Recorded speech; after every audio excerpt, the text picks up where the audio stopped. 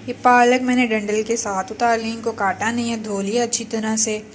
और साथ ही ये मेथी, इसको मैंने काट के धो लिया और थोड़ा सा पानी गर्म किया और इसको मैंने ये उबलने के लिए रख दिया है। तो ये उबलती है, फिर इसके बाद इसका क्या प्रोसीजर है वो मैं आपको आगे बताती हूँ। अच्छी तरह पालक उबल गई है, आधा ग्लास मैंने इसमें पानी डाला था और इसका अपना सब्ज़ी ने जो पानी छोड़ना था वो भी छोड़ दिया है। अच्छी तरह उबल गई है, इसको मीडियम फ्लेम पे रखा है और अब इसको जो है वो मैं ठंडा होने के लिए रखूँगी कि जब ये ठंडा होगा उसके बाद इसका क्या स्टेप होगा वो आपको बताते हैं।